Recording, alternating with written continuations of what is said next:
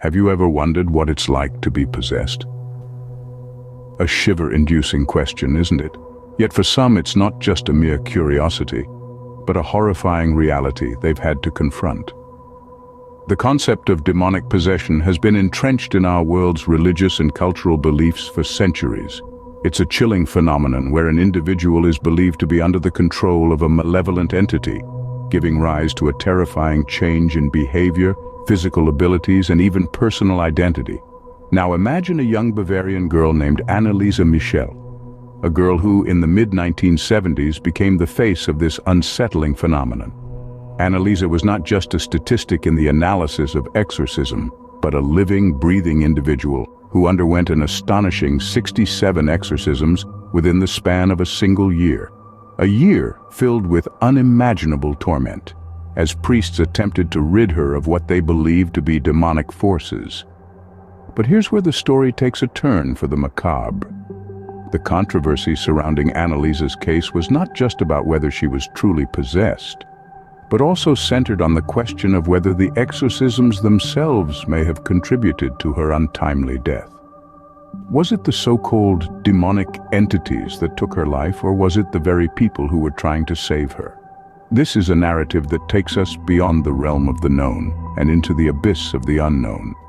It's a tale that forces us to confront our deepest fears and question the limits of our understanding. And it's a story that, even after nearly half a century, continues to stir debate and send chills down the spine. So, are you ready to delve into this abyss with us? Are you prepared to face the unsettling and the unexplained? If so, brace yourself and join us as we journey into the chilling tale of Anneliese Michel. It all started in 1968 in a small town in Germany. Anneliese Michel, a devout Catholic, resided in the quaint town of Klingenberg. Brought up in a deeply religious household, she was no stranger to the teachings of the Church, and from an early age, Anneliese displayed a profound commitment to her faith.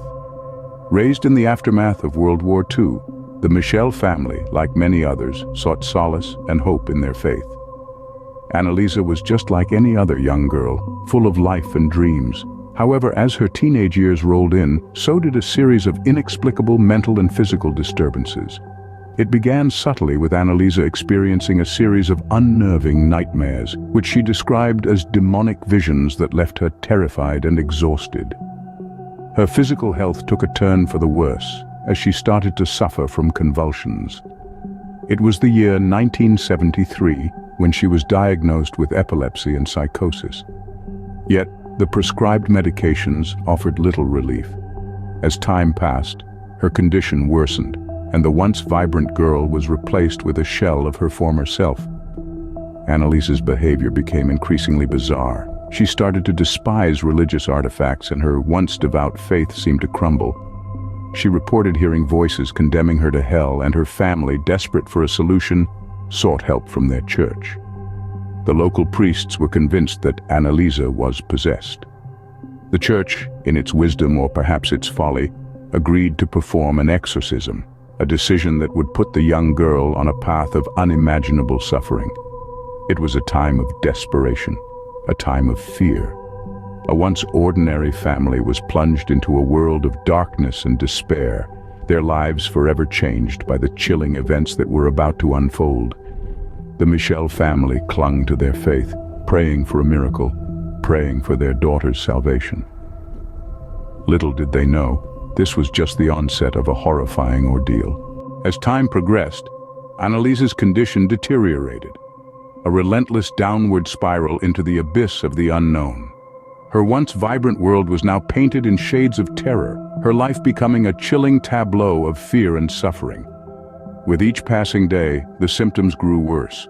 The seizures that made her body convulse in agony became more frequent. Her mind, once a sanctuary of dreams and aspirations, was now a battlefield, ravaged by the dual diagnosis of epilepsy and psychosis. Yet these medical terms seemed to fall short, failing to encapsulate the dread that consumed Anneliese. Her life was no longer her own. It was as if she was trapped in a body that betrayed her at every turn, a body that writhed and twisted in pain, a body that was slowly being claimed by an unseen force. The doctors tried to help, their eyes filled with a mix of concern and helpless confusion. They offered medicines, therapies, words of comfort, but nothing seemed to provide any respite. In desperation, they sought the church's help, and thus began a series of exorcisms. The first exorcism was performed by Father Arnold Renz and Pastor Ernst Alt, two priests who believed that they were dealing with a case of demonic possession. The Catholic Church, under the shadow of skepticism, gave the green light for these exorcisms to be carried out, but under one condition: they must be done in absolute secrecy. Over the course of 10 months, from September of 1975 to June of the following year, Anneliese underwent 67 exorcism sessions, 1 or 2 each week. The exorcisms were performed in Latin, a language Anneliese herself did not understand. Yet, in the throes of these rituals, she would respond, often violently, to the prayers and incantations. Anneliese's reactions during these exorcisms were chilling. She would scream and growl, her voice distorting into something inhuman. She would thrash about, her body contorting in ways that seemed to defy the laws of nature. She spat, bit, and clawed at those around her, her eyes wild with a primal, terrifying rage. During these sessions, Anneliese would often speak in tongues, uttering strange and incomprehensible phrases. At times, she claimed to be possessed by various demons, including Lucifer, Judas Iscariot, Nero, Cain, and even Hitler. She would speak in different voices, her personality seeming to shift with each new entity that claimed to inhabit her. The priests involved in these exorcisms were deeply disturbed by what they witnessed. Father Renz, in particular, was said to have been significantly affected, his faith shaken to its very core. Yet they persisted, believing that they were battling not against a mentally ill young woman, but against the forces of darkness themselves. The exorcism rituals were grueling, both physically and mentally. Anneliese was often left exhausted, her body bruised and battered from her violent outbursts. Yet, she maintained that these exorcisms were her only hope, her sole chance at salvation. But as the exorcisms continued, Anneliese's health began to deteriorate. She stopped eating, claiming that the demons would not allow her to. She became emaciated, her once vibrant eyes now hollow and lifeless. Her parents and the priests watched helplessly as Anneliese withered away before their eyes. Despite the alarming physical toll these exorcisms were taking on Anneliese, the church persisted. They believed that they were on a divine mission, a battle against the forces of evil. They prayed fervently for Anneliese's deliverance, but with each passing day, their hope began to wane. But despite the countless exorcisms, Anneliese's condition only worsened. The darkness that had consumed her refused to let go, gripping tighter with each attempted exorcism. As the final days of her life approached, the desperate fight for Anneliese Michel's soul reached a tragic and terrifying climax. On July 1st, 1976, Anneliese Michel passed away in her home. Her life had been a storm of unimaginable torment, a whirlwind of screams and prayers of desperate hope and crushing despair. The end, when it came, was as shocking as it was tragic. Anneliese Michel, a young woman once bursting with life and dreams, succumbed to the unthinkable. Her frail body, racked by the relentless exorcisms, finally gave way. The official cause of death was malnutrition and dehydration. For months, Anneliese had barely eaten, her body withering away as she endured more than 60 exorcisms. She had been reduced to a mere skeleton, weighing just 68 pounds when she passed. A harrowing end for a life that had begun with such promise. In the immediate aftermath of her death, the world was in shock. The story of the young German woman who had been believed to be possessed by demons had made headlines around the globe. People recoiled in horror at the details of her ordeal, at the audio recordings of her guttural screams, at the haunting images of her emaciated body. Even those who had never met Anneliese were deeply affected by her passing. The local community, too, was shattered. Anneliese had been one of their own, a familiar face in the small Bavarian town of Klingenberg.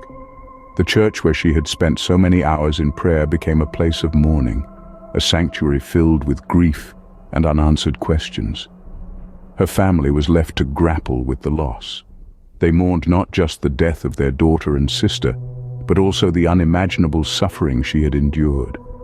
It was a pain that would never fully fade, a wound that would never quite heal. But while the world mourned Anneliese, there were others who saw her death as something more. To them, Anneliese was not just a victim, but a martyr, a symbol of faith and endurance in the face of unimaginable evil. Her death, however, was not the end of this terrifying tale. In the wake of Anneliese's death, a trial began. The world watched in morbid fascination as the courtroom became a stage for a chilling drama, with Anneliese Michel's parents and the priests who had conducted her exorcisms in the spotlight. The charge? Manslaughter resulting from negligence. The prosecution argued that Anneliese's death could have been prevented. They were adamant that she was mentally ill, not possessed, and that proper medical care would have saved her life. They painted a picture of a young woman lost in the throes of psychological torment, her pleas for help misunderstood and misdiagnosed as demonic possession. They presented evidence of Anneliese's severe malnutrition and dehydration, arguing that the rigorous exorcism rituals had left her physically weakened, ultimately leading to her demise. They claimed that Anneliese's parents and the priests had ignored her deteriorating health, choosing to believe in supernatural causes rather than seeking adequate medical attention. The defense, on the other hand, stood firm on their belief that Anneliese was truly possessed. They recounted the inexplicable phenomena that had surrounded Anneliese, her aversion to holy objects, the chilling voices that emanated from her, her superhuman strength. They brought in witnesses who attested to these occurrences, arguing that these were clear signs of demonic possession beyond the realm of medical explanation. They also argued that the freedom of religion protected their right to perform the exorcisms. They claimed that Anneliese herself had willingly participated in the rituals, fully believing that they were her only hope of salvation. The trial was a battle of beliefs, pitting science against faith, reason against the supernatural. It was a spectacle that held the world in its grip, a tragic tale of a life lost too soon, mired in mystery and controversy. Finally, the verdict was delivered. Anneliese's parents and the priests were found guilty of manslaughter resulting from negligence. They were sentenced to 6 months in jail, suspended with 3 years of probation. The court ruled that they had failed in their duty to protect Anneliese and should have sought medical help for her in the critical stages of her condition. The verdict sent shockwaves around the world. Many saw it as a victory for reason and medical science over blind faith and superstition. Others, however, saw it as an infringement upon religious freedom, a chilling reminder of the power of the state over the individual's right to their beliefs. In the aftermath of the trial, the Catholic Church officially distanced itself from the case, declaring that Anneliese Michel was mentally ill, not possessed. This did little to quell the controversy, however, and the debate over Anneliese's case continues to rage on. The trial may have ended, but the controversy surrounding Anneliese Michel's case lives on. Was Anneliese Michel truly possessed? Or was she a victim of misdiagnosis and religious fanaticism? This question that has haunted us throughout our journey continues to linger in our minds. It's a question that sums up the entire saga that has unfolded in front of us. Anneliese Michel's story is a tapestry of faith, fear, and the human condition woven together by threads of uncertainty and tragedy. The debate rages on. Was it a case of demonic possession, or was it a severe mental illness misinterpreted by religious beliefs? These contrasting theories have created a divide, a perpetual tug-of-war between spiritual and scientific explanations. This divide has left Anneliese Michel's story as a pivotal point in the discourse around religion and mental health.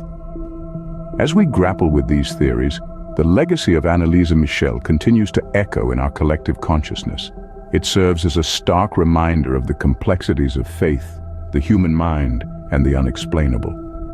In the end, the true story of Anneliese Michel remains a chilling enigma, forever shrouded in mystery. Thanks for watching this video. I hope you have enjoyed this information. I would greatly appreciate it if you left me a like on this video, and if you subscribe to this channel to receive more content like this. See you next time.